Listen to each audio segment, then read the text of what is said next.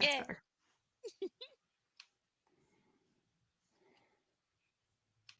Commence primary ignition.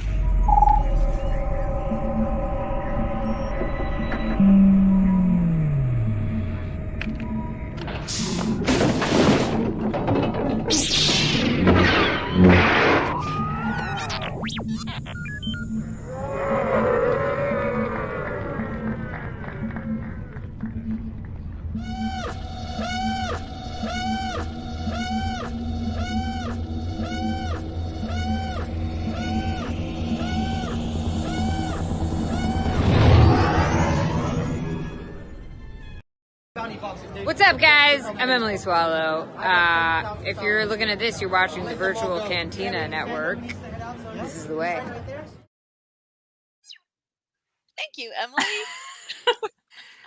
Nothing like a little technical snafu to start out the show, right? All right. We just roll good. with it. We The just roll with dancing. it. Takes Yeah. time to get the chat populated and everything. So, like, it's cool. Yeah. Get It's everybody cool. excited. See what's going on. Let's see. All right, Got- that's working now. Yeah. Hi, Spencer. Listen, I am just excited to use the ridiculous tick hunter. Yeah. Rekka. Bad Batches. Rekka. Crosshair. I don't know. The voice is really what sells it for me because this is... Michelle is absolutely lovely. Michelle Ang. Hi, John. I've got everybody in the chat. Yeah, she's absolutely lovely, and she's from New Zealand, so it's keeping with the vibe. Yeah, and I mean, we love that. I can't listen. This is gonna be a tough show for me. Like this is the ultimate, like when somebody's like, you have to say something nice or don't say anything at all. So it might just be an hour of me going, hi, Jen. this is not my forte, but that's okay because we're going to talk about it because this new season's coming, and lots of other people are excited about the Bad Batch, which is a great thing, and I mean that very seriously. So I'm not here to rain on anybody's parade. Oh, Mark, we got a little bit of an echo. Oh, yeah. There's it's a little bit of an echo. Hold on. There we go. Yeah. Okay, we're good. Well, if you're here for nice, Jamie, gosh darn it, Spencer. Now I have... See, I didn't even swear. I feel like I have to deliver. No, it's okay. People are entitled to their opinions, and their views are not those of the Virtual Cantina Network. It's fine. I've only been blocked by one person for expressing criticism of the Bad Batch, and frankly, the trash took itself out, so I'm not worried about that. Right? Right. So before we talk about the Bad Batch, and before we talk about Omega, Tech, Rekka, I'm going to do that all night because honestly, it makes me laugh. So it's Wednesday, February 7th, and there was a huge Disney investor call today. Yeah. Oh my gosh. Tell us about it. And yeah, so we have, I mean, the thing that my household is absolutely going bonkers over right now is that surprise Moana 2 movie coming out. Forget the live action. Like, give us some freaking animation. Yeah. I'm excited. So we're excited about it because it's Sabine's all-time favorite movie is Moana. This child is obsessed with Moana. I have seen the water park. Yeah, it's been like 50 and 60 degrees in Florida recently, so like she hasn't been in a while, and it's killing her because I'm like, child, I'm not letting you run through water jets in 50 degrees. That's just bad parenting. So yeah, we're excited because it's, that little preview is only like 15 seconds long or something like that. I didn't even know. We watched it like 30 times. I haven't seen it yet, so I was at work all day, but I'm just like really excited. And it's just a little teaser, but is Ali Carvalho coming back? Yes. I mean, they haven't like confirmed voice actors, but like there's no way they're going to do it without her and The Rock. The big things are Lin-Manuel Miranda is not doing the music, which is a little surprising. But he's doing a million other things for Disney right now, so that's a bit strange. Yeah. And it's a different director, if I'm not mistaken. But I've only read very high level stuff about Moana 2. So that's coming in November 27th. Yeah. We're pretty excited about that. And we have a date for The Mandalorian and Grogu, or at least a year. So we've got a time frame for that.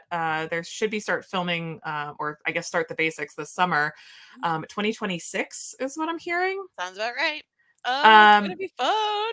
Yeah, listen, this is gonna be a really interesting things, and I guess it kind of ties into what we're going to talk about tonight with the Bad Batch, but these next few months I feel like are going to be really pivotal in laying out the timeline foundation for this, because now that we kind of know that this movie is coming in 2026, that's really going to paint the picture for what everything else leading up to it is going to look like. So, like, are we getting a second season of Ahsoka? And if so, is that coming before or after the movie? Um, you know, the going ons with The Mandalorian, and, you know, are they going to revisit any of the other live action stuff before that movie comes out? So, Right. um, There's some groundwork that they need to lay before that movie. well, And and even with the Bad Batch season 3, like, is any of that gonna hang on, brain just did the thing. Yeah, is any of that gonna feed into this in any way, shape, or form? So I don't know. and any future animation projects that we may not know of yet.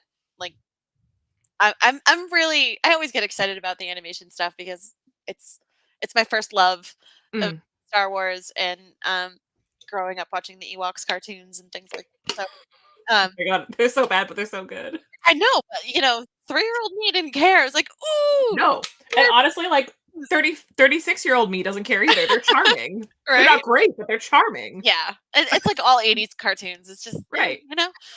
But yeah, I'm honestly like super excited for the Mandalorian and Grogu and yeah, so Ahmed Best kind of teased the return of Keller and Beck in Bad Batch, which would be freaking amazing.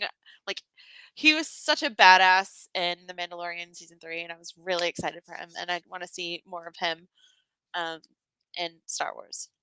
Now, this also raises, you know, another big thing that happened this week, and something else that I feel like is going to be huge with the Mandalorian and Grogu is we've obviously lost Carl Weathers Yeah. And this yeah. week. So that, let me tell you, that was not on my bingo card. No. I didn't realize he was in his late 70s, so I guess I didn't really realize that he He was as old as just he turned was. 76 last month, so I just it's horrible. I wasn't here on Monday, obviously. I didn't get a chance to talk about it, but having to done the con circuit for the last few years and seeing Carl at at the cons and in the green room and just getting to know him from afar and saying hello to him whenever I saw him. Um, it's kind of sad because he was always like, "Hey, how's it going?" Yeah. Smile on his face. Yeah. Um, Well, and Grief Karga was a significant character in The yeah, Mandalorian. and it And wasn't just something he did because he was cashing another paycheck. He honestly put a lot of thought and a lot of care into the character.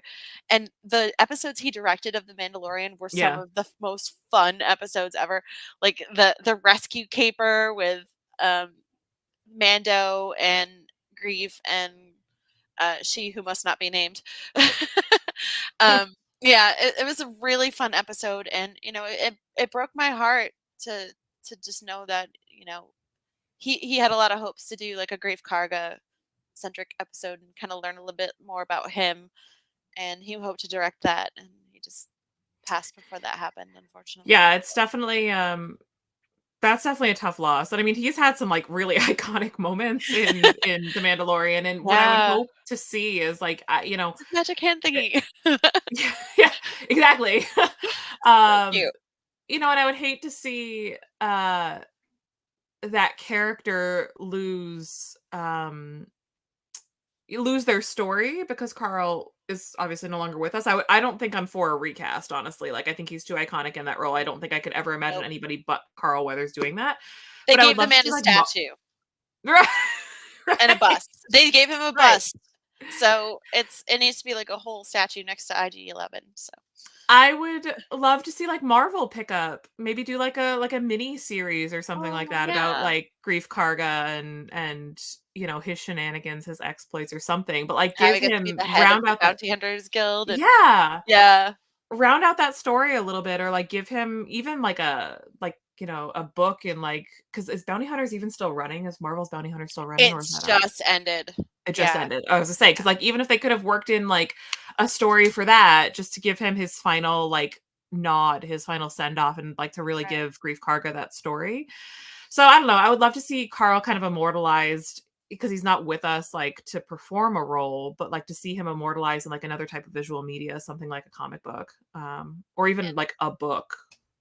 Give We've me had a something. rough year in the Mandoverse. Like it's the last few months, not even the last year, the last few months between Ray and Shauna and now Carl. It's just, it's hard. And It's it's, so you hard. know, it obviously sucks to lose any of those people in any capacity. And like, Yeah. there's never going to be a good time to lose, you know, a talented Anyone. performer or a Yeah. friend or a family member or whatever the case may be, of course. But like, especially as we're gearing up towards this Mandalorian and Grogu movie, it's a little bit, it makes us a little bit nervous to see like what's going to happen with those pivotal characters in the movie that's about those I know. characters. So we'll see, I guess, where that goes. Right now, I'm more concerned about the timeline on all this. I want to see where everything kind of fits together and kind of mentally prepare myself for what stepping stones we have towards this big movie extravaganza. So Yeah. There's a a little lot going on. stressful. A Yeah. little stressful. But we're rolling with it. We're rolling with it. Also, I guess my one last little bit of Star Wars news that I can think of off the top of my head, and I had like made a bulleted list, but my brain is, I think I'm starting to get sick. This like MegaCon just ended in Orlando, and like the con crud is like now in the theme parks. Oh, It's not great. yeah. Yeah. I've been sick all week, so I get it. It's rough. It's That's rough. why I wasn't on that Monday. Publishing news, we had a new High Republic release, Escape from Valo, came out. I plowed through it in less than a day. It was phenomenal, and Oh, great. it's really good stuff. So Oh, and I wanted to tell you, Charles Soule is going to be at Terrificon in Connecticut this summer. perfect, great, because I'm in Florida. You know where he just was? Literally up the street in Send Orlando. me your stuff. I will get it signed for you. I have right now. I have a bad track record with sending things out and having Yeah, but things this is signed and not me. getting them back. This is me. Yeah, I know. I will make sure shit happens. And I trust you. Yeah. I'm just deep in mourning for some books I might never see again, but That's some it's fine. BS, I tell you. Total It's BS. fine. Maybe I will. Listen, I don't know. I feel like everybody's just going through a lot right now. So when I get angry or frustrated about stuff like that, I just take a deep breath and I'm like, you know what? Everybody's going through a lot right now. And at the end of the day, they're just books. Like, they're just books. Yeah, but it's not a big deal. It's your stuff. You know? I get it. I'd be sad. Since I got bigger fish to fry, everything is, listen, behind me and off to the side, there's a giant dumpster fire keeping me warm. And it's what we're here to talk about. So just kidding. We're actually here to talk about a different dumpster fire. I shouldn't say that. That's really mean. I'm sorry. Spencer said I had to be nice. Opinions. The captain said I had to be nice. So Just be K2SOE about it. It's fine. always. Yeah. Always. I know that everybody's like, oh, Chopper, he's my favorite. And I'm like, I think we are really, really underestimating K2SO. K2SO is like the man. Like he's organized chaos. If Chopper is an agent of chaos, K2SO is an agent of organized chaos. You know what it was He for always me? factors in the odds of things and then does it anyway. The absolute selling point for me, and looking back on it now, Yes, thank you, Brandon. in juxtaposition to like the infamous Luke throwing the lightsaber over his shoulder moment, was K2SO throwing the charge over his shoulder and just being totally nonchalant about it, and then there's just the explosion going off. Like seeing What those if things it side by wasn't side. me? It's just Boom. And they're all God, like, That's one of Rogue my One is a favorite perfect film, and I will accept no criticism on that. Rogue None. One is a perfect film. Honestly, I love that movie so much. I think it's It is a completely perfect underrated. film. Reshoots, Oh, you know, forget it. I don't need to see the reshoot cut. Like I'm perfectly fine with everything that happened as it was. But K2. so Yes, thank you. Brandon, first of all, no, I will not imagine K2 and Chopper because the steam will literally start coming out of my ears and my brain might melt. But if that's something you want, might I recommend the short, very limited run called Dark Droids? Marvel just finished it up. And if you love droid chaos, that's a good one for you. Mm-hmm. If you haven't already read it, I don't know if you've read it or not, but Dark Droids was a really fun read. Yeah. Anyway, we need to do like a Star Wars What If. That'd be fun. I feel like everybody's really pushing for that Star Wars What If. Oh, And he gets it. Yeah, he says, "Woohoo! It is good." All right. yeah, see, all right, good. You know, we No. love a little droid chaos. In the know. I never know, and I don't assume anything anymore because I'll No, start that's going fine. on these tangents about like a book or a comic, and everyone's like, "Uh huh, that's great." I don't know what you're talking about, so I just don't know anymore. Anyway, let's talk about the Bad Batch, Ashley. Yes. So we have our little girl this week. I say little girl, she's growing up. They She's grow up so quick in the Omega. Marvel. Yes. Omega. She is voiced by the lovely and talented Michelle Ang. Sorry, Michelle Ang. I'm pretty sure that's how she says it. Not Ong. We're not M. Night Shyamalan. Sorry, that's not happening. Um, so Omega is a pure clone of Boba Fett. So she is, sorry, a pure clone of Jango Fett. Sorry, my bad. Um, so she's unaltered, but she's also enhanced. So like Clone Force 99, she has enhanced abilities, and she comes across the Bad Batch on Kamino, where she's working as an assistant for the Kaminoan Nala Se. So she has the same kind of headpiece that Nala Se has, and very similar clothing with the orange and the blue and the white, and it's obvious that the Empire is kind of overlooking her a little bit at first and her abilities. Um, so she kind of like the annoying little sister and wants to hang out with the cool older brothers. She kind of weans herself into the Bad Batch and their situations. So while they're in um, often, in the barracks and in the halls, the mess halls, and things like that. She's always like, "Hi, can I go with you guys?" Like the little kid tagging along, and they're like, "No, go back to your lab," and just so they kind of brush her off, and it does me as the younger sister. Like I had sisters who were 10, 11 years older than me. I get it. I totally get it. But she doesn't age as fast as the normal clones do. She ages at a human rate. So I believe she's 11 when we first meet her, and it's actual 11 years. It's not like, okay, she's 2, but she's 11 years old. It's that kind of aging, which is kind of crazy. Star Wars math. Star Wars math, yeah. Star Wars math. Um, it's just a matter of time before she makes her way off with the Bad Batch on a mission. They've become mercenaries in the time, and they get a lot of flack from the other clones for being not regs, like uh, altered clones. They're the weirdos. They're the different ones, and Omega finds herself kind of drawn to them, and she wants to go on missions with them. So again, it's like the little sister tagging along. And Jamie's favorite thing is like listening to her say her brother's names. Dick. Hunter. Rekka. Okay, so Yeah. here's my say something nice, because I have some say something nices for the Bad Batch. Like there are some things about the Bad Batch that I'm like, yeah, okay, I can get on board with that. I do appreciate the fact that with Tamora Morrison being Jango Fett and the face for all of the clones and everything, like I do appreciate that they maintain the accent. So that as much as I joke about it, like it's nice that they maintain the New Zealand Absolutely accent all the way through. Like I think that's great. And listen, even from a design standpoint, I think when you have, because we haven't, correct me if I'm wrong, have we seen like a female clone up before Omega? No, like Omega's our first, right? Like even in like comics or anything, like Omega's the first. Yep. So like even from a design standpoint, I think they did a nice job with a female child sort of maintaining a lot of those clone-like features on obviously a very different template.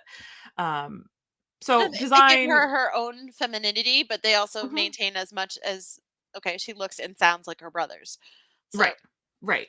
And I think that's important because then when you look at the rest of Clone Force 99, you're just like, oh, they are these are not the same clones. These are very, very different clones. And I love that they make each of them look different. That's and I guess that's part of the shtick, right? Like they're all supposed to be a little different because they're all just a little bit off. The thing that I can't get past, and I know this has nothing to do with Omega, good old George Lucas said, "We can't have underwear in space, Carrie Fisher. You can't wear a bra in space. We don't have glass outer. No need for glasses in outer space." Tech. Goggles, though. Goggles. I'm not splitting hairs He on didn't this. say anything about goggles. Just saying. It's just a weird knee-jerk thing where I was watching this when it aired, and I was just like, but they could have, but he's enhanced, so he doesn't need the goggles, but, laser surgery for his eyes? Like, I don't listen, everybody has their weird sticking points.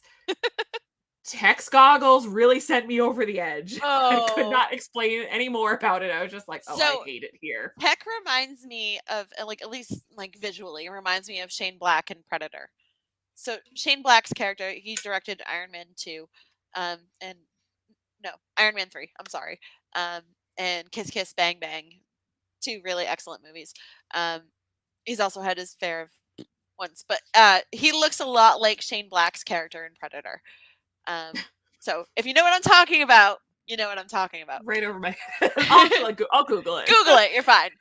But basically, when Omega has herself go on a mission with the Bad Batch and they leave Camino, it honestly saves her life because Grand Moff Tarkin comes over for a visit and decides that he does not need any clones anymore and is looking for the enhanced one. So things are not going good for these clones. And another say something nice for that exact moment is the first, I will say, when I think about like iconic moments in Star Wars animation, like just from a sake of animation, not necessarily like being pivotal to the story, but just beautiful animation, I will absolutely give the Bad Batch its roses for the scene when Omega enters hyperspace for the first time. And is one of my absolute favorite scenes. It's reminds me of the scene in Rebels with Ezra. Like, you get these kids going into space for the first time, and they're just like, oh, yeah! Like, it's life-changing, and you can imagine that it would be for us, too. So we're them for a minute. Right, yeah, like, you know, and again, I'm not here to totally rain on the parade, so that scene was really, it was a really beautifully animated scene, and I did like that one, that moment a lot. Yeah. All right, so she's free of Camino. We've escaped. Yeah. So she's also, they got to meet on Salukami, the other clone, let's see, Laquain's farm. Yeah, really remember them from the Clone Wars? Yeah, so that was really cool. Her to make her first friends and actually like be on a planet that isn't, raining and surrounded by water 24/7 and actually get to go outside in the sunshine. Hi, Sarah. So that part was really cool, and you get to see her, expanding her world and getting to be a kid. So not only is she traveling into hyperspace, she's getting to meet kids her own age. She's getting to go on adventures. Yeah, it's like just like that. Just helping them escape and just learning how, they're not just fighting for the Separatists versus the Republic anymore, and things are starting to go crazy with the Empire, and they don't know what's going to happen. So just her kind of getting out of a tough situation and letting her live a life outside of a lab and experience all these things. You can see the changes starting to happen with her. I think it's also such a great example, and I'm just sort of going through my brain right now and thinking about other examples, I guess, in Star Wars animation that we've seen, but I feel like this is really the first sort of opportunity where we see a clone sort of, in a lot of ways, like, become more human, right? Because, like, I think a lot of my friends who are big clone fans, right, they recognize them as, what type of clone they were, what type of duties or tasks they performed, who they served under, who their Jedi general was, or whatever. Like, yeah, damn. And we all have, we all think about like a Rex, right, or a Fives, or Jesse, Commander Cody. Yeah, Cody, and for me, like Bly. I think about but like even as we're going through that list, I think of them almost more as their Jedi general. So I feel like they don't get those humanizing moments, right? So as we were watching, yeah, she was a clone who is successful in separating. Yes. She actually lives sort of a normal human life, and we're Mhm. seeing, you know, I think if that were, I guess, more highlighted in the Bad Batch, maybe I wouldn't have all the issues I have with it. But like seeing her story actually progress as an individual and as a person as opposed to as a clone. So yeah, she's growing and she's becoming herself. She's making those friends, making those connections, learning those lessons. Because I mean, even the scene where she kind of gets she gets kidnapped by Fennec Shan, uh, you're kind of like, oh, that's right, she's still a kid. She's She's gonna make 11. a mistake. She's gonna make some Yeah. bad choices. So, you know, Yeah. it is nice to, and of all of the clones in Clone Force 99 and the whole run of the Bad Batch, I will say Omega is probably the one that I actually had the most investment in. I didn't really care for any of the others. So, um, and maybe now thinking about it and talking it through, maybe that's why, is because we see this great big arc with her, which Yeah, you see the growth. And is great. I feel like they do like smaller arcs with the others as the series goes on. We get to learn more about them. And always, we'll get to that part later. But yeah, you know what I'm about to say, but always. Yeah. Um, so they let's see. So she could have escaped with LaQuane's family, but she decided to stay with Clone Force 99. So once she helped them get their chain codes to get off the planet, because the Empire was there and was taking people out. Uh, it's it's kind of like, okay, well, I could live a normal life. I could, be a kid and just be, you know, on the run from the Empire in that way because I'm escaping from this planet, or I could be with like, these six awesome people and just and just go on adventures and help people in need. So I think she gets her first taste of like, okay, not only is she being a kid, but she's doing whatever she can to help others, and I think that kind of helps her along in the series. Yeah, and I think that's just another sort of example of, you can take the girl out of the cloning facility, but you can't take the cloning facility out of the girl. Right. Because really the whole thing with the clones in every type of media that we see is that they are, they're brothers, in this case sisters. So that dedication, that loyalty to, Hi. one another, I think is important. So and watching that too, I'm like, there's no way she's gonna escape. She's gonna hang out with these guys. And not just because the show is called The Bad Batch. Like it would have been really out of character for her to Yeah. dip out and to leave him stranded. Exactly. And it'd be safer for her to be with the Bad Batch anyway, because Right. as much as like LaQuaine can help them because he's a former clone, he hasn't been like a soldier for a long period of time, and these guys are actual mercenaries, and they have the ship and the tools to protect her should the Mm. Empire come looking for her. But I think it was pretty devastating to her to have Crosshair betray them Yeah. because again, these are her brothers, and I Right. think Crosshair being so isolated from the group to start with, and you see the difference of opinion where he thinks good soldiers follow orders. You must do what we're made to do, and then them realizing that, okay, well, we're going to be obsolete. We need to get out of here because there's no guarantee that the Empire will actually use us. And I think that broke her heart because she was starting to kind of weave through that shell, and albeit reluctantly, because Crosshair looked like he wasn't having it when she managed to break out. But I'm Well, getting a and little ahead of myself with that. But yeah, there's, sort of to what Sarah's saying here is, I think the the whole sort of driving point of the Bad Batch, I would say, is, and not even just with Omega, but with Crosshair and with yeah, I mean, really with all of them, is that we're actually seeing sort of that human side that made us all fall in love with Captain Rex, where yeah, you're seeing them make sort of their own decisions, and you're seeing them act independently as opposed to necessarily being like programmed to do XYZ. Like you're actually seeing them consider the ramifications of their actions, and seeing, what what their fates could have been if they didn't actually act independently as opposed to just following orders. yeah, definitely. So One of my favorite moments again with both her being a kid and making friends as a kid and also saving people is when she run into our girl Harrison Dula on Ryloth and Chopper. Absolutely loved it. And Baja Blast, man. Baja Blast. Oh my goodness.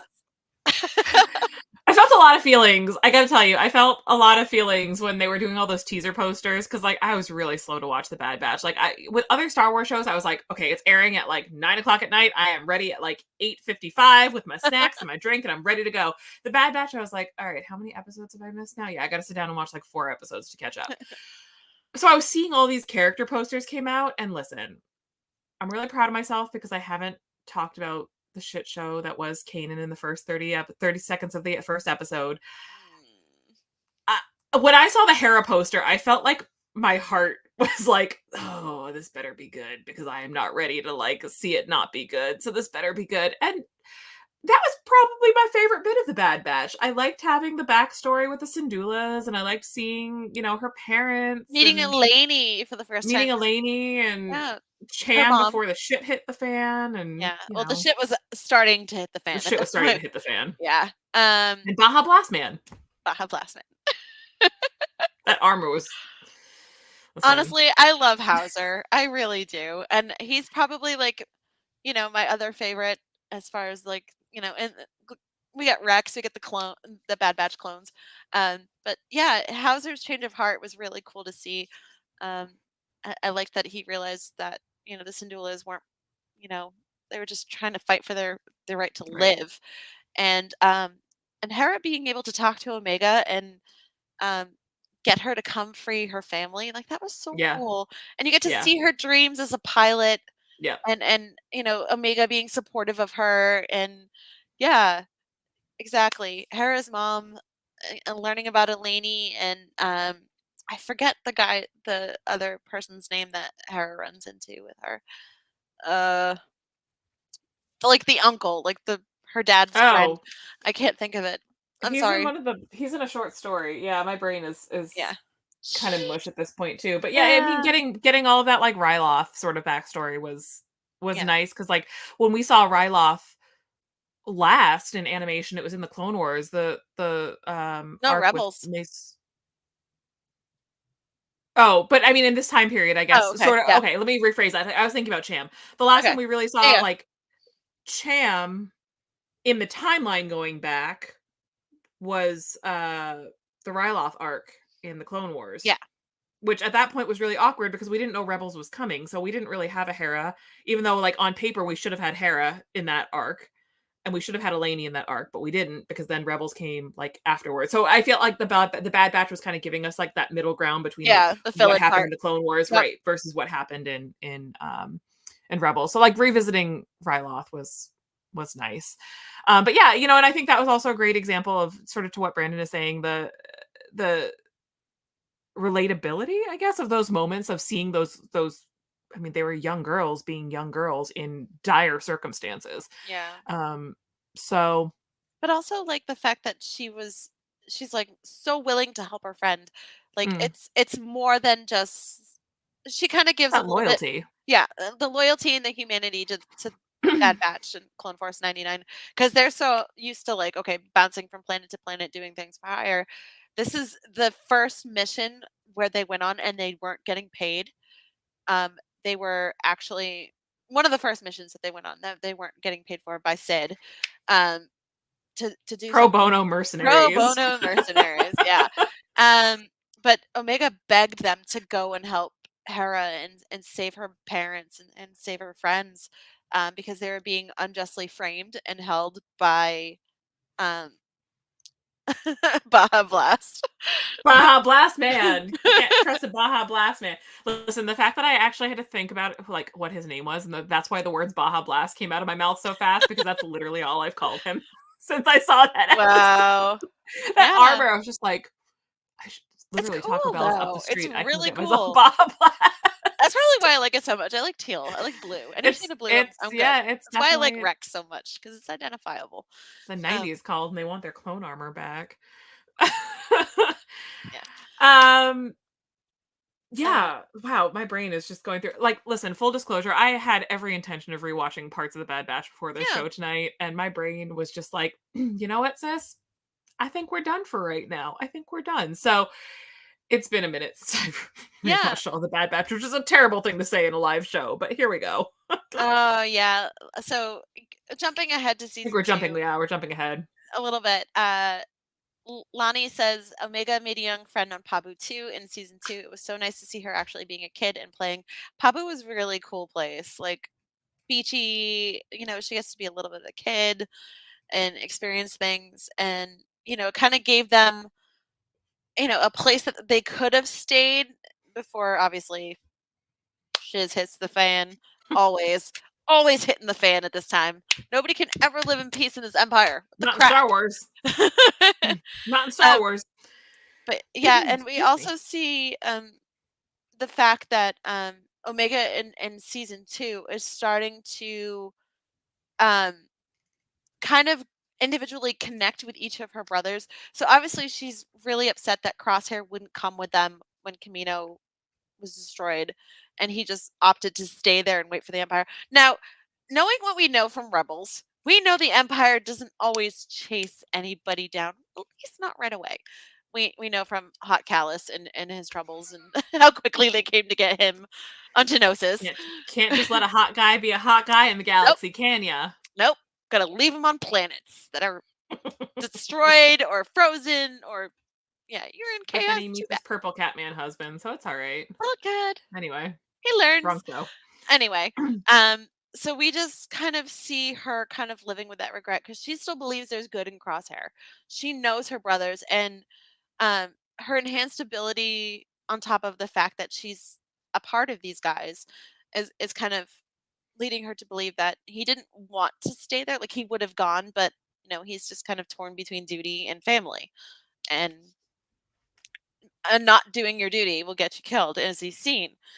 Um, so it's hard for her, and I think that kind of pushes her to connect more with her brothers. Obviously, she's very connected with Hunter. Her and Wrecker and Gonki are like peas in a pod. I have to say, the love of Gonki and Omega, so cute, so cute.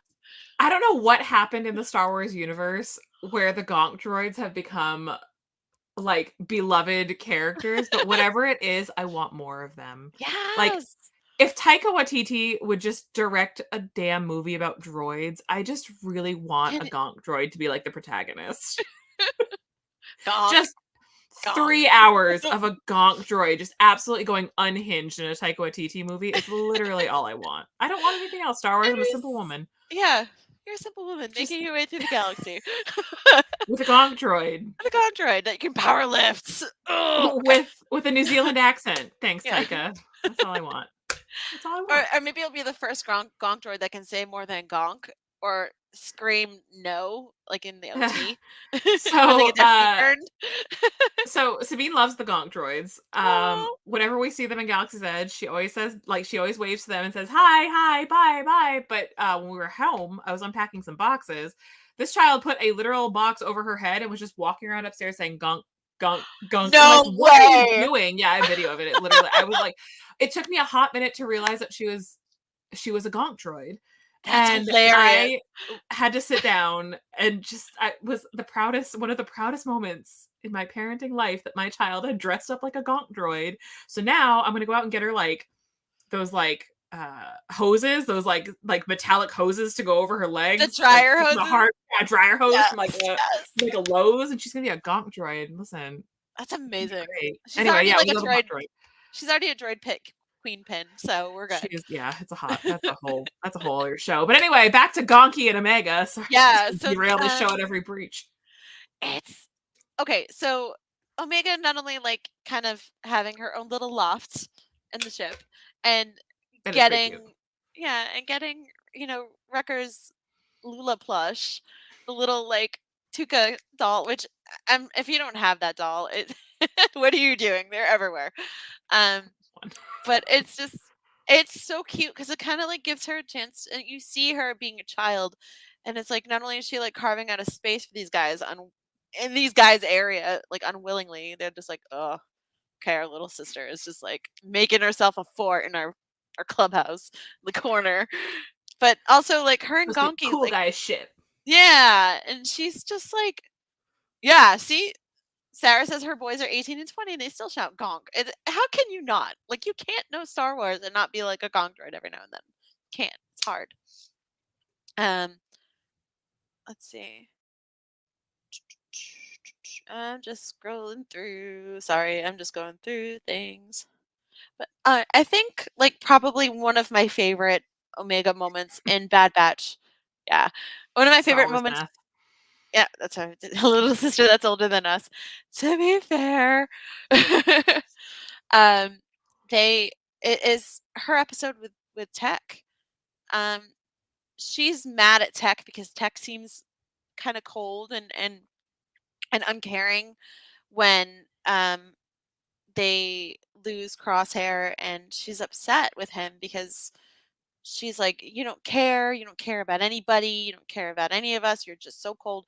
And he kind of explained it to her in a way like, it's not that I don't care, it's just I have a different way of expressing it. And it kind of um helps people understand. Like I honestly felt like Tech might be a little bit on the spectrum, and I think this kind of shows it because people process their emotions in different ways, Yeah. and I think this opens Omega up because it's not all or nothing. It's different levels of grief and different levels of processing your emotions. Um, People do things differently, and I think that moment with him where he explains it to her and she explains why she's mad at him and why she doesn't understand how he could be so cold. They both kind of have that bond now, and I'm just like, oh crap. They they make character Yeah, adjustments. first of all, that never goes great in Star Wars. Oh So that's a big no. old red flag. But I do Yeah. remember when that episode aired, and I do remember a lot of my friends who are on the spectrum with varying diagnoses were very moved by how well that was handled. And it was just like, oh, good. You know what? I love this. Like I like that that's like another, whether it's canon or not, like I love that people see that sort of mirror, or they see themselves in those conversations and having that representation. I thought, again, whether it was intentional or not, it would be better if it was intentional. But it was handled really I well, and believe I it do is. remember that. I Yeah. think so. I like to think it is anyway. Yeah. We'll And never know, I guess. also like, aside from having Omega be around her who really wants to be a pilot, and she has this dream, and just encouraging her, like girls encouraging each other, and coming through, friends coming through for each other. Between that and her um bonding with each of the clones, obviously her and Wrecker's her buddy, Hunter's like the dad of the group. um Crosshair is kind of like the cold uncle. The frosty uncle. Yes. So it's just That's Uncle Crosshair. Just let him do his thing. yeah, weird Uncle Crosshair hiding out in the blinds, shooting the things in the yard. Cracking Yeah. open a beer at the family reunion. Yeah, yeah. Just like, Totally don't fine. talk to him. He's fine. And crazy Uncle Tech, working those computers in the dark. But yeah, it's just, she's I like that Hunter's the dad and the rest of them are uncles. I don't know. That's just. it's like Okay, my anyway. 5 dads. Where's Paul Reiser? He needs to be in this. I feel like, yeah. There's a Now, movie. what did you think about Cad Bane and Fennec Shand coming up and actually trying to kidnap Omega for the Empire because they're starting to dad batch Sarah totally. um, it's just a lot of people I know were like uncomfortable with the bounty hunters just jumping in and trying to take her away. So please tell us what you think about that. So here's one of my biggest sticking points with the Bad Batch. And this was the episode where it was the episode with Cad Bane and Fennec Shand that I was just like, oh, I don't think this show's gonna go well for me. I've gotten into many a heated conversation, many a heated debate with folks about how much our beheaded overlord Dave Filoni loves a good cameo, to the point where it's actually downright distracting. I felt more than any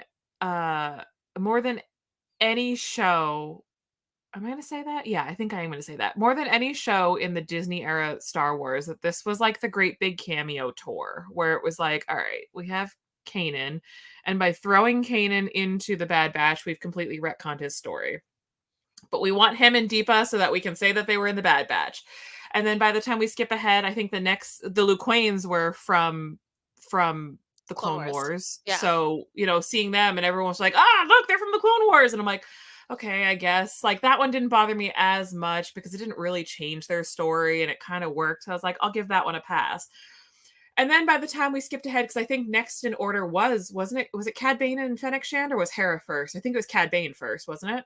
I think so. Yeah. Yeah, I think the episode with Cad Bane and Fennec Shand, by the time that they got around there, I just felt like, listen, we know that they're bounty hunters. We know that the bounty hunters are starting to really rise up in power. But I just felt like the fact that it was them, I was like, I'm kind of tired of seeing like the weekly, like, oh, look, it's this character from that one beloved show. By the time they were releasing those character posters as part of their marketing campaign, it was like a bingo card. I was sitting there like, all right, who's it going to be next? And then by the time we got to Hera and Chopper, I was like, I need a break. Like, I can't do this anymore. Like, Okay. I can't do it anymore. I did not like the fact that they relied on having outside of existing characters tell the story of the newer characters. Yes. And I that think kind of brings us to my biggest issue with season 3 is right now I know that everybody's real hype about the trailer that just dropped, and we've talked about this on another show, so I don't need to get too much into it, but like my biggest concern right now, like of almost anything in Star Wars, and that's saying something, is this Ventress situation in season 3 of The Bad Batch. I have a lot of pause about Ventress appearing in anything after Dark Disciple because I feel like it's going to, unless it's a flashback, I feel like it's going to really cheapen the story that was told in Dark Disciple and undermine what Christy Golden wrote. But I also feel like, one of the things that we loved about Omega, and especially with her relationship with Hera, was that it was like this girl supporting girls and like, raising each other up situation. StarWars.com came out and said, oh, well, we're going to honor Dark Disciple, and we would never do anything to compromise Ventress's story, and she's such an interesting character, and she absolutely deserves this moment in the sun. And I'm thinking to myself, well, if she's such a celebrated character and she deserves this ongoing story, why aren't we giving her, like, why are we sidelining her to being what I'm going to assume is just sort of a cameo character like we've seen in the other 2 seasons of The Bad Batch? I love Ventress. I want only the best things for Ventress, and I really... I was surprised by the ending of Dark Disciple, but I felt like the story leading up to that ending was so good that now I'm just like, I really don't want her story to be cheapened or to be retconned or to be modified in The Bad Batch. And I'm going to go fully unhinged if it's like, oh, she had a bath on Dathomir and now she's back in fighting action. And I'm be like, okay. Don't like that. Yeah. And the other thing that kills me, hang on, I'm on my high horse. Sorry. Oh, no, sorry. Nope, you're good. It's just water, I swear. It's just water, I swear. The other thing that kind of gets me is in season 2 of The Bad Batch, on the subject of Omega's story, right? So she gets kidnapped by the Empire, and she gets taken to Mount Tantus, which is from Legends. Yeah. Which kills me because it kills me. It kills me. Oh, this gets me so angry. So for those of you who aren't obsessive compulsive about books like I am, Mount Tantus was created by Timothy Zahn in Heir to the Empire. And it was the Empire's old storehouse and had all sorts of cloning equipment just sort of left behind. And Thrawn was like, yeah, we want that. We want that cloning equipment. Why did we throw so many of these great stories and so many of these great moments into Legends if we're only going to piecemeal them back in a slightly less interesting way in canon? If the Empire is going to take Omega, can we just come up with like a different location to keep her rather than to like water down what was a great plot point in a Legends book? Anyway, that's my TED Talk for the night. I'm sorry. I think got that's a lot their of spicy way feelings of keeping. about this. I think that's their way of keeping the Legends lore alive, albeit in kind of I hate it. muddy ways. But yeah, Just give us those stories. Oh, it's just it breaks my heart because for those of you who don't know, I set myself a goal in 2024 to read the entire EU. And it's going well. I'm like 6 books into it, and that's just since January 1st. So I mean the fact that I've read that many books since January 1st is probably unhealthy and a little unhinged. But Yeah. the stories Sorry, are Sarah agrees with you. yeah, like listen, the stories are uh they're not all great. Some of them are actually pretty terrible, but like it just bothers me that Disney sort of took over. I don't work for the company anymore, so I can say this. It bothers me that Disney took over and all of these great stories that have been written for all these decades are just like, well, we're going to throw them to the wind and we're going to make something that's in a lot of cases not quite as great. And we're going to still occasionally borrow from the EU because we're tapped out of some things that we Or we some want to ideas we we probably want to need make to. it seem like we're not so we're not erasing the EU, but we're just pulling from it little by little. I know that's something that you know, not being as emotionally invested in the EU as obviously some people are, and like it doesn't bother me as much, but I worry about those that you know it's taking stuff you love and just kind of like taffy pulling Yeah, it. So yeah, yeah, it just so I will give you that not all of the EU is well written. yeah. It took me an embarrassing amount of time to finish the courtship of Princess Leia. It wasn't for me. But I feel like a lot of the stories in the EU were a lot more fun and not quite as creatively bankrupt as I feel like we are right now with so much of Star Wars. I think it's really nice to honor things like Legends, but I think it's also a little bit of a kick in the teeth. And I can't imagine how some of these authors must feel, right? Like, and I'm not speaking for any of them. I don't know how any of them feel, but I know that if I had poured my heart into creating some of these stories that have been around and pretty well respected and celebrated since like the 90s, Yeah. and then it was all kind of thrown away, but then it was cherry picked, it kind of feels like you're in a lot of ways less honoring and more kind of picking at a corpse. Like Frankensteining. Yeah. Yeah, it just doesn't feel right. And you know, listen, I know that Dave's all about playing with his action figures and whatever. He and Jon Favreau have like a playground in the back of Skywalker Ranch, and they're like, "Look at these action figures. We're going to write a story." That's probably inappropriate. Sorry, but it's just Yeah. it. I don't know. I think there's Easter eggs, and then there's just they don't feel like fun Easter eggs to me anymore. I guess I don't I know. gotcha. Yeah, Brandon Like says he grew up in the EU and he appreciates the Easter eggs. And when he sees and knows about them, he can tell his friend about it. So that's really cool. It's it is, it's, and you know, it's that part that I like because I'm not as solidly versed in the EU, even though I read a few things from that timeline when it was happening. Um, so certain things like don't really like click with me. So I enjoy people telling me about them later, like you and other people. But what do you think about them bringing Scorch back into this from the video games? So he was like that super battle clone. oh, Yeah, hang on, I had to think about that. My the brain was commando, the clone commando. in the immortal words of Michael Scott, my brain was going a mile a minute. You know, honestly, I think it's like when you asked me that question about the daughter on our last show, and I was like, no opinion. And no opinion. It Okay, wasn't really a character that really resonated with me in the right. games. And my, you know, everybody has their own like thing about Star Wars that they get really, really passionate about. And I think part of why the Bad Batch has been a swing and a miss for The me is that force. the clones really aren't my thing. You Yeah, know, I know that's lots of fine. people that are aggressive clone fans and they can list every one of them and they love them. And I love that for them. I love a handful. It's not my thing. I love Yeah, Rex, right? yeah, Because, you absolutely. know, but again, my thing with Rex was I loved Rex in the Clone Wars, but really my like love of Rex was Rebels. Rebels. So, Yeah, and having um him come back and Bad Batch and have him bond with Omega as well. That's mm, really cool because he becomes a lifeline for her as well. Him being out there and helping. So basically, Omega tries to save Hunter and Wrecker when they're kidnapped by Hemlock, um, and Scorch, obviously zaps her and yes. So oh, it's like I set up your show on you Monday. did good Look at job. that.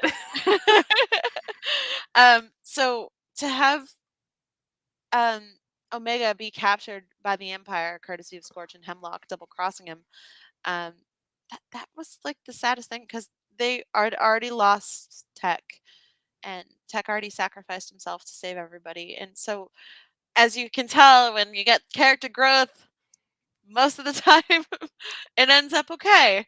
But then there are a few of those times where characters die. I'm looking at you, 99, and also Tech. Um, so I I think love that, but we didn't see a body crowd. Everyone's like, "It's fine, he's not dead," and I'm like, "Oh, there needs to be stakes, people. As much as he's I would dead." love Tex to still be alive, there needs to be stake. So, hi, Peter. Hey, Peter. But it's hard because this is at the end of season 2 where everything just starts to go bad, and Crosshair is kind of questioning his loyalty to the Empire and the new Empire, and learning that the people that he worked with or the clones that he's worked with that are supposed to be following orders are disappearing.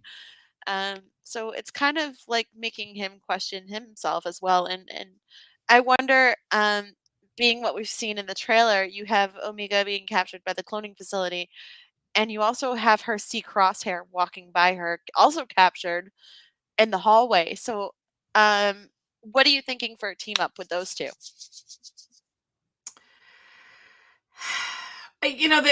So I was thinking about this actually before we started the show, because honestly, like, if this is the end, so if this is the end of the Bad Batch, right? Season 3 is meant to kind of tie everything together.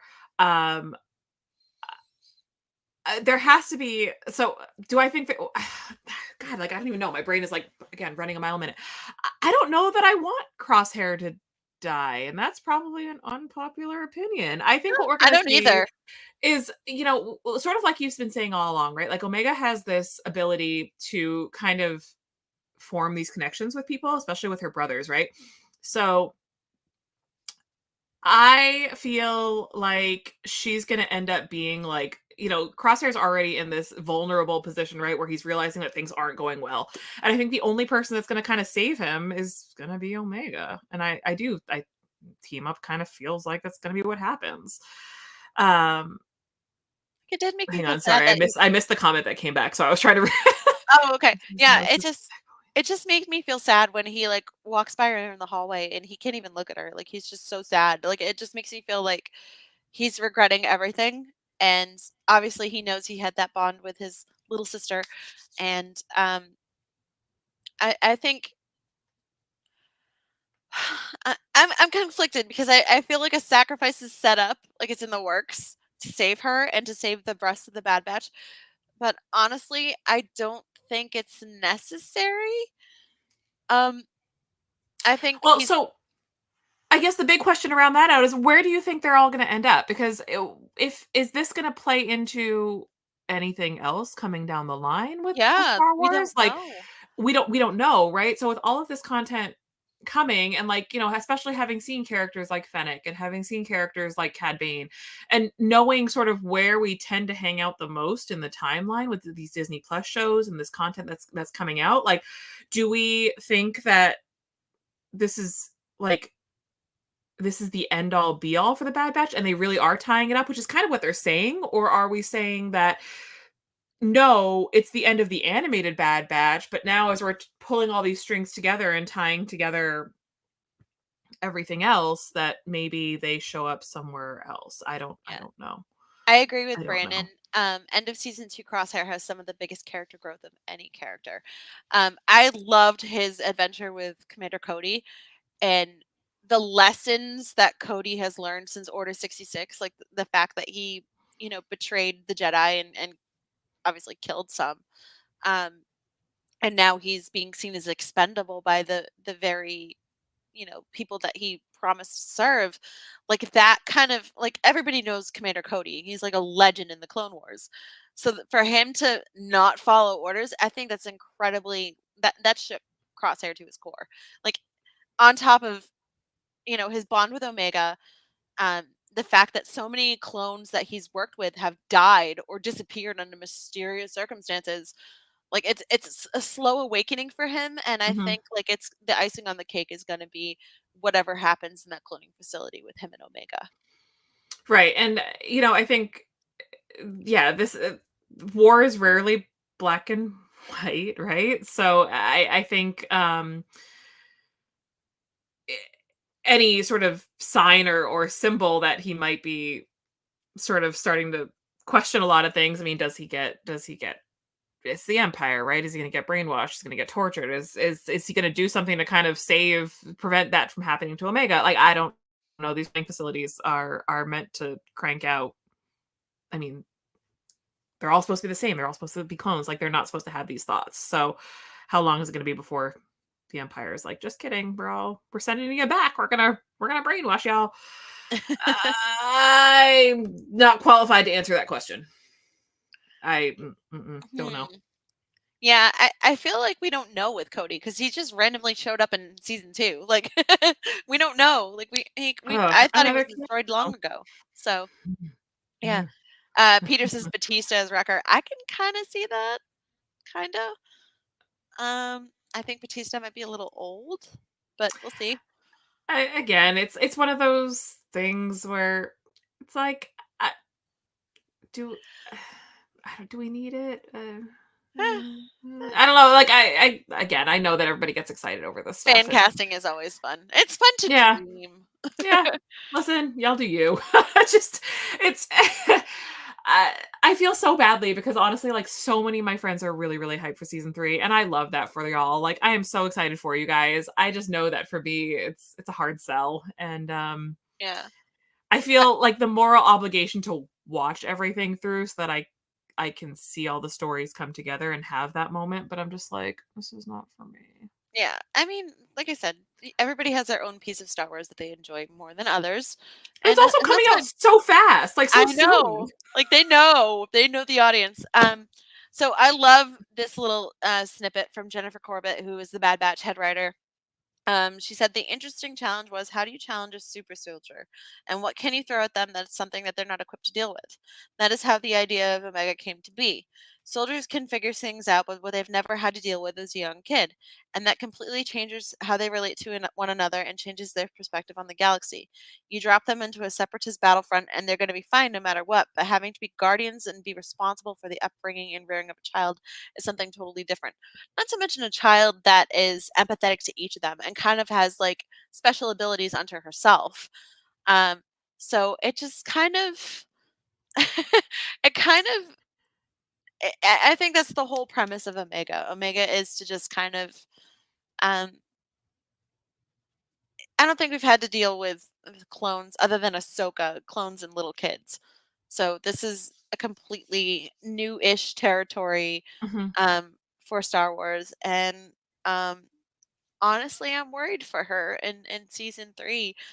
Um, what's gonna happen? Because she's pretty valuable. Like I said, she's an unaltered but enhanced clone, and she's extremely valuable to the Emperor for Well, his and of course, the knee jerk cloning reaction good. in Star Wars is you don't want she would be a loose end if they didn't take care of her. So Yeah. looking down the line, you're like, that's Stop that's killing the not good. younglings I know, already. but then Jesus. it's like, but then you think to yourself, is Disney really going to kill a child? Huh. Like, probably not, especially if it's animated. Like, I mean, I don't know what's worse, killing an animated child in a show like this, or doing it like live action in like a movie or something. They're Ugh. both terrible Looking at choices. you, Anakin. Looking at you. The Youngling Slayer. Do you know that the other tab open right now is still the autograph tab to get that Younglings autograph? That's so crazy. Just Ross thinking Speedman, you need it. I I don't go ham for these autographs, but I might need that one. So, So stupid that that's what gets me yeah, hyped.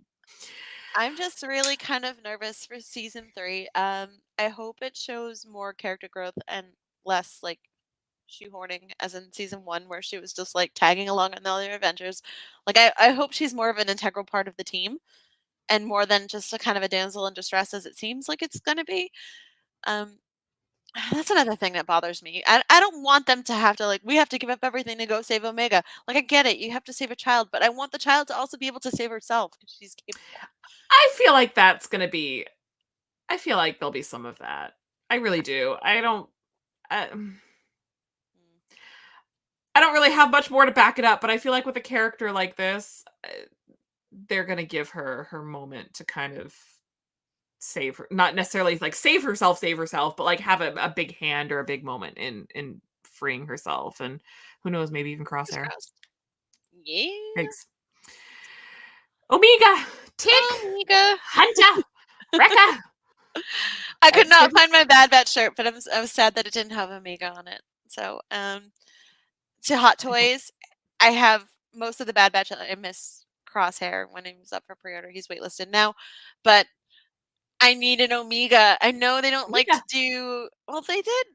To be fair, they did Miles and Gwen in Into the Spider-Verse, but I want to see an Omega figure, please. Like, how can you have the Bad Batch without her? Well, it's easy because they never. Oh, this is a spicy topic because they rarely merchandise women. I mean, they Ooh. do, but not children, Oh. which is insane. Yeah. They have Whole pretty thing. good female figures for Star Wars and Hot Toys. Like, to be fair, I have a bunch of them, but Ahsoka, what are you doing? She's I'm like waiting for playing that with bill the to cord. come due because, like, listen, as much as I hated the show that shall not be named, I still ordered those figures like an absolute chump. Oh Absolute man. chump. I was like, I guess I'm getting Harris Sabine Chopper. And Don't know where they're gonna go, but honestly, like I'm kind of glad they haven't announced Ezra yet because I kind of want him to be less fuzzy when they do, but we'll see. yeah, I won't go for Ezra. I have to have my ladies, and that's sort of where I we tap understand. out these I days. understand. Um, Um, so what's going on the network this week? so Now that we've talked as about Omega. Mark mentioned in the chat, we are doing the best of Rex on Monday night on Rebels Revisited, which is awesome because I love me some Captain Rex. Right, what's not to love? Let's see. 1 second. Let me go back to this menu screen here. Okay. Star Wars. It's okay, I'm the consummate professional and definitely didn't pull that up. Yeah. Well, every show I tell myself, get that ready, you're gonna it's need that. fine. It's totally And fine. then every show, I don't have it ready. It's totally fine. Hold on. Shocking. I know. I had it up and I don't have it up anymore. Oh my god, stop. Let's see what we can find. Sorry, guys. I know this is a pain. Oh, we've got the Virtual Cantina Network, the watch along, but that's this week, right? Where they're Yeah. going through Ahsoka. Yep, Ahsoka's episode 6. That'll be Thursday at 9:30. Unifying Force episode 61 on Sunday. It's gonna be good. I love the Unifying Force. They're pretty insightful when they talk about Star Wars. And Nerf Herder Council is Next week. Wednesday. So Yes. join them right here at 9:00. And Yeah, and we've been posting, or like I have a stake in this. Mark has been doing a great job posting our schedule of calendarized events. yeah. So So I can definitely keep an save eye it out for in the that. file and then lose it. But Yeah, as you can tell, I've been very on the ball with save. My phone is a mess right now of just saved screenshots and things like that, which I need to clear through. The family vacation is happening. It's like 6 months 25 away. slots are open, you guys. So make sure you get that. There are Make still sure, seats. make sure you get your So- racer. It's the last 25 slots. Big things are happening. We got Hal Hinkle joining the autograph session in San Francisco. It's going to be amazing. So not only do you get a family vacation T-shirt, but you have the opportunity to order a racer. And we all know how good those racers look on in photos and things like that. So don't They are miss out. fancy. They're very fancy. And then if you want more VCN clothing, you can Yes. get dumb things that I have said immortalized in Arabesh on a t-shirt. Yes, but it looks amazing. Jamie, what does speed at this which- say? Freaky Force shit, y'all. The speed at which Dave made that shirt gave me whiplash. Phenomenal. It Phenomenal. literally came out with like before the show had even ended. That Right. was available in TeePublic. So just saying, all sorts of also- fun t-shirts, and like stuff is always on sale. So like get some Yeah. t-shirts. I'm just saying, I wore mine at Galaxy's Edge the other day. That's Makes phenomenal. me really easy to spot on Batu. But yeah, buy some shirts. We love that. You can also get stickers. if that's your thing. Mugs, Mugs. sweatshirts. It's amazing. Sweatshirts. The mouse pads, if you still use a mouse. I don't know. Some people Whatever makes do, you Jamie. happy. There are Mm-mm. artists, I mean, again, I'm a professional whose laptop is balanced on top of a moving box right now. Yeah, So I don't know anything same. about using a mouse. Same. So on that that very uncomfortable note, thank you for joining us, y'all. We obviously are always welcome. We always welcome ideas of who you want to see next. I know we Yeah, keep let us know. the usual suspects are still on the list. We're just working through some things before we get to the Dr. Yeah. Afras and the Mara Jades and all of those. So. We just wanted to make sure we covered Omega before Omega. the Bad Batch premiere. Yeah, it's like Bad Batch season. Yes, February 21st. So that is literally 2 weeks. 2 weeks. From today. 2 weeks, kids. 2 weeks till new Star Wars on Disney Plus. And make sure you're not sharing passwords with anybody because Disney Plus is cracking down on that. So you'll need your own account to watch Bad Batch. So yeah, on that note, y'all, thank you so much for joining us tonight. We will see you 2 weeks from now, same time, same place, to talk about some new fun stuff. Actually, Bad Batch will be premiering in 2 weeks from now. So make sure just kidding. We may or may not be here in 2 weeks. I don't know. Make Are we sure going to be here? Are we going to do a live watch? Make sure you watch us and then watch Bad Batch. Yeah. Oh God, they're going to come out at the same time, aren't they? I don't know if it's 9 p.m. or later. So we'll figure that out. But make sure you watch us. It'll be there. I promise you. Good night, y'all. Thank you for watching. Good night. May the force be with you. Yeah.